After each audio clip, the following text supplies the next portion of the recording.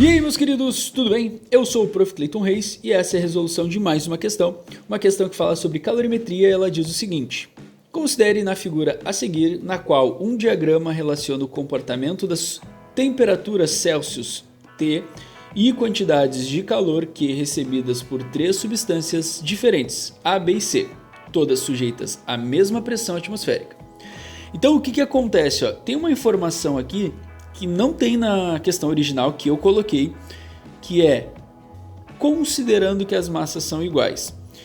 Na verdade, por exclusão, a gente acaba até chegando na resposta correta, porém, se a gente fosse um pouquinho mais chato, a gente poderia dizer que não tem uma resposta necessariamente certa nessa questão, porque se as massas não forem iguais, a resposta certa pode ser desconsiderada. Então, o ideal seria a questão ter dito, né, que as massas são iguais para que a análise fosse mais correta aí. Então eu botei essa informação, embora na original não tivesse. Com base na figura podemos afirmar que, e aí a gente tem ali a figura.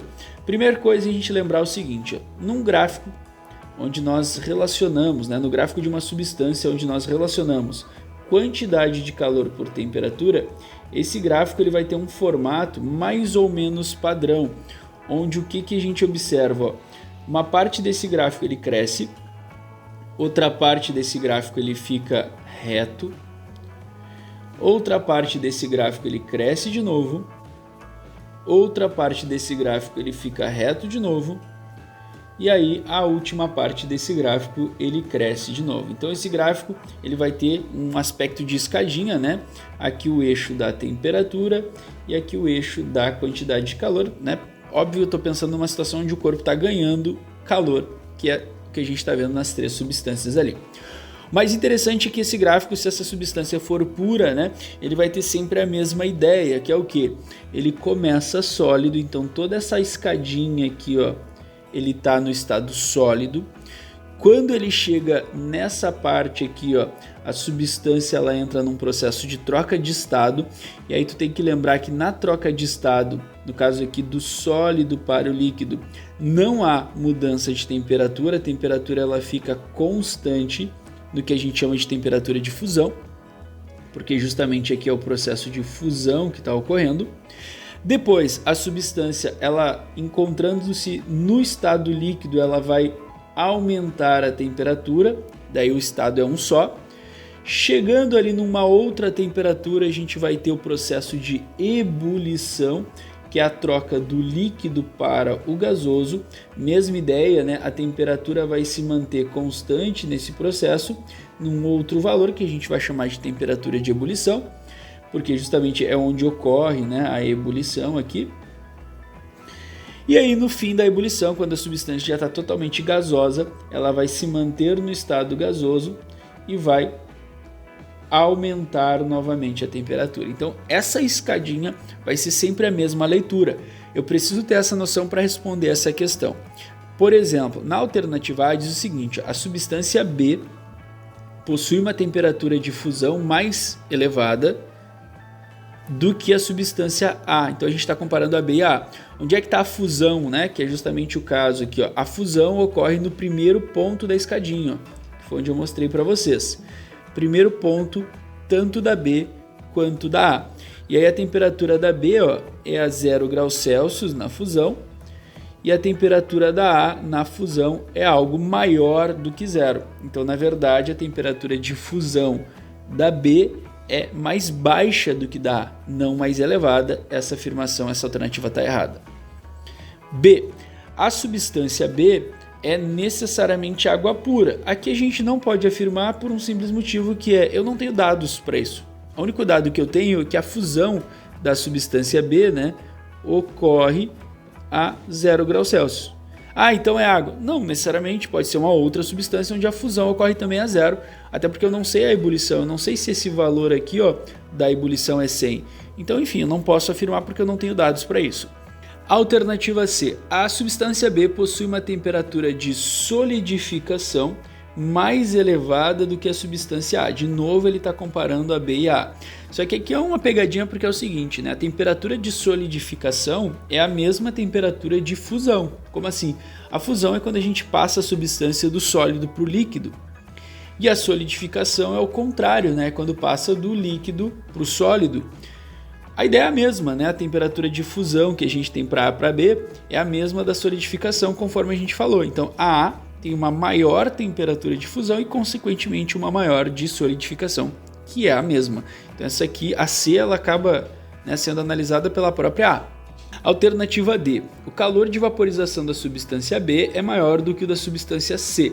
O que ele quer dizer com calor de vaporização? Vamos lembrar o seguinte, ó. Trocas de estado são calculadas utilizando a equação da quantidade de calor latente, que é a massa vezes o calor latente, que pode ser de fusão ou de vaporização ou, enfim, de ebulição, o calor latente da mudança de estado que a gente está analisando ali na situação. Então, quando eu calculo o calor latente, que é o Lzinho, né? Ali o L maiúsculo, quando eu calculo ele, eu tenho que fazer uma divisão entre a quantidade de calor absorvida pelo corpo e a massa. E aí, para eu responder isso aí, eu precisaria olhar então essa equação. Essa alternativa, num primeiro momento, eu não saberia dizer se ela está certa ou errada, porque, lembra lá no início da questão, eu disse, ó, a questão não me dava essa informação. Então eu não posso dizer porque o calor latente depende da quantidade de calor absorvida pelos corpos, né, e da massa deles. Se eu olhar o gráfico, a única informação que eu tenho é a quantidade de calor absorvida, que é o seguinte, ó, a substância C na vaporização, ela absorve essa quantidade de calor. Isso aqui seria a quantidade de calor absorvida pela substância C. Já a substância B, para fazer a vaporização, que é o que a gente está, né, comparando, ela absorve essa quantidade de calor, uma quantidade de calor maior que a da C, né? Lembrando que eu estou analisando essa parte do gráfico porque essa parte está associada à ebulição, né, à vaporização, que é o que a afirmação está falando ali, conforme o que a gente viu. Então, o que a gente tem de informação é só a quantidade de calor. E aí o que a gente pode dizer é isso, ó, a quantidade de calor absorvida por B no processo de vaporização é maior que a quantidade de calor absorvida por C. Mas a gente não sabe as massas, né? A massa do B poderia ser maior e isso gerar uma compensação, fazendo com que o calor latente de vaporização do B ficasse menor. Então, como eu não tenho informação das massas, eu não saberia dizer necessariamente sobre o calor latente de vaporização. Só que, como eu disse, né, por exclusão tu chega na resposta, porque se tu olhar a alternativa E diz o seguinte, a fase final da substância A é sólida. A fase final da substância A, ó, seria algo por aqui, ela já passou pelo estado sólido, porque se a gente fizer uma colinha ali do gráfico que eu desenhei, o que a gente tem, ó? No início é sólido, depois do sólido para o líquido, depois líquido e depois do líquido para o gasoso. Então, a fase final ou é gasosa ou é gasoso e líquido, ali a transição. Então, ele já passou do sólido, né? Não tem como essa resposta ser certa. Ficando, por exclusão, a alternativa D para essa questão. Então, voltando para a resposta D, o que acontece? O único jeito dessa resposta estar certa é se a gente assumir que as massas são iguais. Então, se eu disser assim, ó, a massa do B é igual à massa do C, aí a gente pode fazer uma relação só sobre os calores. Aquele que tiver a maior quantidade de calor absorvida vai ter necessariamente o maior calor latente de vaporização. E aí, como o B tem uma maior quantidade de calor absorvido, ele acaba tendo então um maior calor latente de vaporização. Então a resposta certa, alternativa D. Espero que vocês tenham entendido, espero que vocês tenham gostado. Muito obrigado por assistirem até aqui. Fiquem ligados aí nas próximas resoluções. Era isso, bons estudos para vocês e tchau, tchau.